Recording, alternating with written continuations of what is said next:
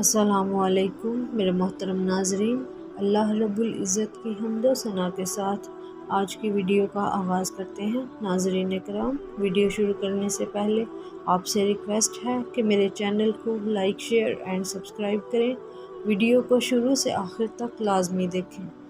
ناظرین کرام، دشمن جب محلہ چھوڑ دے یا شہر سے نکل جائے تو سکون مل جاتا ہے، لیکن مسلمانوں نے جب چھوڑا اور تمام جائیدادیں کفار کے حوالے کر کے مکہ سے 300 میل دور مدینہ میں جا آباد ہوئے تو کفار پہلے سے زیادہ بے قرار ہو گئے۔ اصل واقعہ یہ ہے کہ ہجرت مدینہ سے انہیں یقین ہو گیا تھا کہ مسلمان الگ رہ کر تیاری کریں گے، اہل عرب رسول صلی اللہ علیہ وآلہ وسلم کی دعوت کو قبول کر لیں گے، اور جب یہ خطرہ دریا بن گیا تو ہماری سرداری کا جاہ و جلال اسلام کے سلاب حق کے سامنے خس و خاشاک کی طرح بہہ جائے گا۔ مدینہ پہنچ کر مسلمانوں کو پہل کرنے کی ضرورت پیش نہیں آئی۔ قریش مکہ نے اپنی دماغی پریشانیوں کے ماتحت خود ہی آبے مجھے مار کی روش اختیار کر لی تھی۔ جب بدر اور احد کے میدانوں میں ان کے تیغ آزماؤں کا زام باطل بھی ختم ہو گیا تو وہ سازش کے جال بھی بچھانے لگے۔ انہوں نے ازل اور فارہ کے 7 آدمیوں کو رسول صلی اللہ علیہ وآلہ وسلم کے پاس بھیجا اور کہلوایا، اگر آپ ہمیں چند مبلغ عنایت فرما دیں تو ہمارے تمام قبیلے مسلمان ہو جائیں گے۔ حضور صلی اللہ علیہ وآلہ وسلم نے عاصم بن ثابت کی ماتحتی میں کل 10 بزرگ صحابہ کا وفد ان کے ساتھ بھیج دیا۔ ایک گھاٹی میں کفار کے 200 مسلح جوان مسلمانوں کے تبلیغی وفد کا انتظار کر رہے تھے۔ جب مبلغین اسلام پہنچے تو بے نیام تلواروں نے بجلی بن کر ان کا استقبال کیا۔ مسلمان اگرچہ اشاعت قرآن کے لیے گھروں سے نکلے تھے مگر تلوار سے خالی نہ تھے۔ احساس خطرہ کے ساتھ ہی 200 کے مقابلے میں 10 تلواریں نیاموں سے باہر نکل آئیں اور مقابلہ شروع ہو گیا۔ 8 صحابی مردانہ وار مقابلہ کرتے ہوئے شہید ہوئے اور خبیب بن عدی اور زید بن دسنہ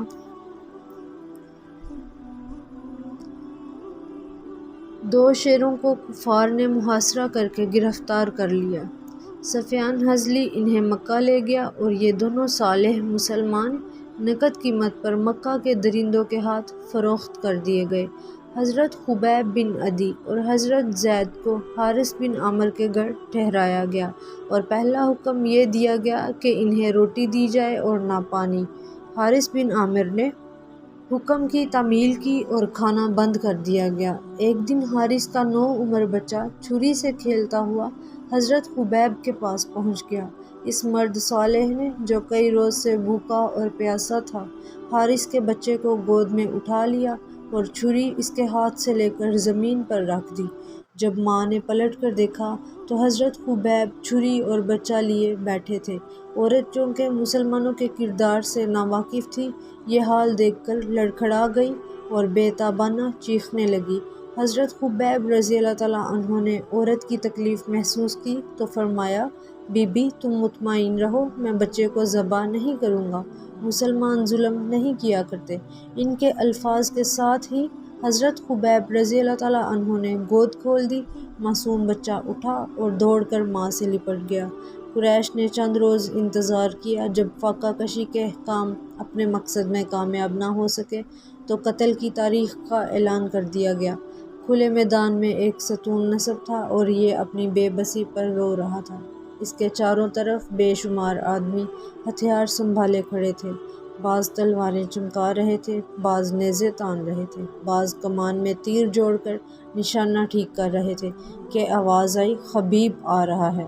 مجمع میں ایک شور محشر برپا ہو گیا۔ لوگ ادھر ادھر دوڑنے لگے۔ بعض لوگوں نے مستعدی سے ہتھیار سنبھالے اور حملہ کرنے اور خون بہانے کے لیے تیار ہو گئے۔ مرد صالح خبیب رضی اللہ تعالیٰ عنہ قدم با قدم تشریف لائے اور انہیں سلیب کے نیچے کھڑا کر دیا گیا۔ ایک شخص نے انہیں مخاطب کیا اور کہا، خبیب، ہم تمہاری مصیبت سے درد مند ہیں، اگر اب بھی اسلام چھوڑ دو تو تمہاری جان بخشی ہو سکتی ہے۔ حضرت خبیب رضی اللہ تعالیٰ عنہ خطاب کرنے والے کی طرف متوجہ ہوئے اور فرمایا، جب اسلام ہی باقی نہ رہا تو جان بچانا بیکار ہے۔ اس جواب کی ثابت قدمی بجلی کی طرح پرشور بھیڑ پر گری۔ مجمع ساکت ہو گیا اور لوگ دم بخود رہ گئے۔ خبیب رضی اللہ تعالیٰ عنہ، کوئی آخری آرزو ہے تو بیان کرو۔ ایک شخص نے کہا، کوئی آرزو نہیں، 2 رکعت نماز ادا کر لوں گا۔ حضرت خبیب رضی اللہ تعالیٰ عنہ نے فرمایا۔ ہجوم سے آواز آئی، بہت اچھا، فارغ ہو جاؤ۔ پھانسی گڑی ہوئی ہے۔ حضرت خبیب رضی اللہ تعالیٰ عنہ اس کے نیچے کھڑے ہیں تاکہ اللہ کی بندگی کا حق ادا کریں۔ خلوص و نیاز کا اصرار ہے کہ زبان شاکر جو حمد حق میں کھل چکی ہے اب کبھی بند نہ ہو۔ دستے نیاز جو بارگاہ کبریاء میں بند چکے ہیں کبھی بند نہ ہوں۔ دستے نیاز جو بارگاہ کبریاء میں بند چکے ہیں اب کبھی نہ کھلیں۔ رکوع میں جھکی ہوئی کمر کبھی سیدھی نہ ہو۔ سجدہ میں گرا ہوا سر کبھی خاک نیاز سے نہ اٹھے۔ ہر بند منہ سے اس قدر آنسو بہیں کہ عبادت گزار کا جسم نو خون سے خالی ہو جائے، مگر اس کے عشق و محبت کا چمن اس انوکھی آبیاری سے رشک و فردوس بن جائے۔ حضرت خبیب رضی اللہ تعالیٰ عنہ کا دل محبت نواز عشق و نیاز کی لذتوں میں ڈوب چکا تھا کہ عقل مصلحت کیش نے انہیں روکا اور ایک ایسی آواز میں جسے صرف شہیدوں کی روح ہی سن سکتی ہے، انہیں روح اسلام کی طرف سے یہ پیغام دیا کہ اگر نماز زیادہ لمبی کرو گے تو کافر یہ سمجھیں گے کہ موت سے مسلمان ڈر گیا ہے۔ اس پیغام حق کے ساتھ ہی حضرت خبیب رضی اللہ تعالیٰ عنہ نے دائیں طرف گردن موڑ دی اور کہا، السلام علیکم ورحمۃ اللہ۔ کفار نہیں بولے، مگر ان کی کھینچی ہوئی تلواروں نے جواب دیا، وعلیکم السلام ورحمۃ اللہ۔ اب آپ نے بائیں طرف گردن موڑ دی اور کہا، السلام علیکم ورحمۃ اللہ۔ کفار اب بھی خاموش رہے، مگر نیزوں کی نیاں اور تیروں کی زبانیں رو رو کر کہہ رہی ہیں، پکار رہی ہیں، اے مجاہد اسلام، وعلیکم السلام ورحمۃ اللہ۔ مرد مجاہد خبیب رضی اللہ تعالیٰ عنہ سلام پھیر کر صلیب کے نیچے کھڑے ہو گئے۔ کفار نے انہیں پھانسی کے ستون کے ساتھ جکڑ دیا اور پھر نیزوں اور تیروں کو دعوت دی کہ وہ آگے بڑھیں اور ان کے صدق و مظلومیت کا امتحان لیں۔ ایک شخص آگے آیا اور اس نے خبیب رضی اللہ تعالیٰ عنہ مظلوم کے جسم پاک کے مختلف حصوں پر نیزے سے ہلکے ہلکے چرکے لگائے، اور وہی خون اطہر جو چند ہی لمحے بیشتر حالت نماز میں لشکر و سپاس کے آنسو بن کر آنکھوں سے بہا تھا، اب زخموں کی آنکھ سے شہادت کے مشک بو قطرے بن کر ٹپکنے لگے۔ پیکر صبر خبیب رضی اللہ تعالیٰ عنہ کے دردناک مصائب کا تصور کیجیے۔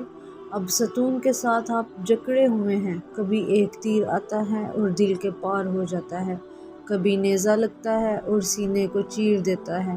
ان کی آنکھیں آتے ہوئے تیروں کو دیکھ رہی ہیں، ان کے عضو عضو سے خون بہہ رہا ہے، مگر درد و تکلیف کی اس قیامت میں بھی ان کا دل اسلام سے نہیں ٹلتا۔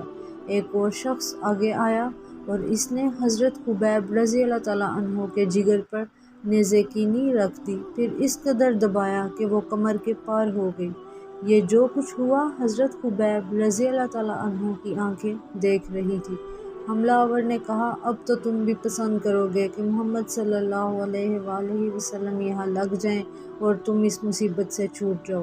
پیکر صبر خبیب رضی اللہ تعالیٰ عنہ نے جگر کے چرکے کو دل کی حوصلہ مندی سے برداشت کر لیا، مگر یہ زبان کا گاؤ برداشت نہ ہوا، اگرچہ زبان کا خون نچڑ چکا تھا، مگر جوش ایمان نے اس خشک مڈی میں بھی تاب گویائی پیدا کر دی، اور آپ نے جواب دیا، اے ظالم، اللہ جانتا ہے کہ مجھے جان دے کر جانا پسند ہے، مگر یہ پسند نہیں کہ رسول صلی اللہ علیہ وآلہ وسلم کے قدموں میں ایک کانٹا بھی چبھے۔ نماز کے بعد حضرت خبیب رضی اللہ تعالیٰ عنہ پر جو حالتیں گزری، آپ بے ساختہ شعروں میں انہیں ادا فرماتے ہیں۔ ان اشعار کا ترجمہ درج ذیل ہے۔ لوگ انبو در انبو میرے گرد کھڑے ہیں، قبیلے، جماعتیں، جتھے، یہاں سب کی حاضری لازم ہو گئی ہے۔ یہ تمام اجتماع اظہار عداوت کے لیے ہے۔ یہ سب لوگ میرے خلاف اپنے جوش انتقام کی نمائش کر رہے ہیں اور مجھے یہاں موت کی کھونٹی سے باندھ دیا گیا ہے۔ ان لوگوں نے یہاں اپنی عورتیں بھی بلا رکھی ہیں اور بچے بھی، اور ایک مضبوط اور اونچے ستون کے پاس کھڑا کر دیا ہے۔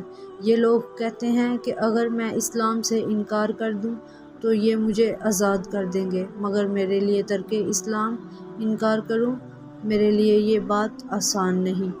اگرچہ میری آنکھوں سے آنسو جاری ہیں مگر میرا دل بالکل پرسکون ہے۔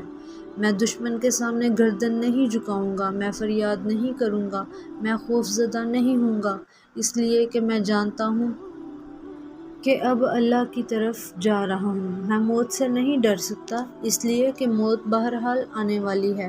مجھے صرف ایک ہی ڈر ہے اور دوزخ کی آگ کا ڈر ہے۔ مالک عرش نے مجھ سے خدمت لی ہے اور مجھے صبر و ثبات کا حکم دیا ہے۔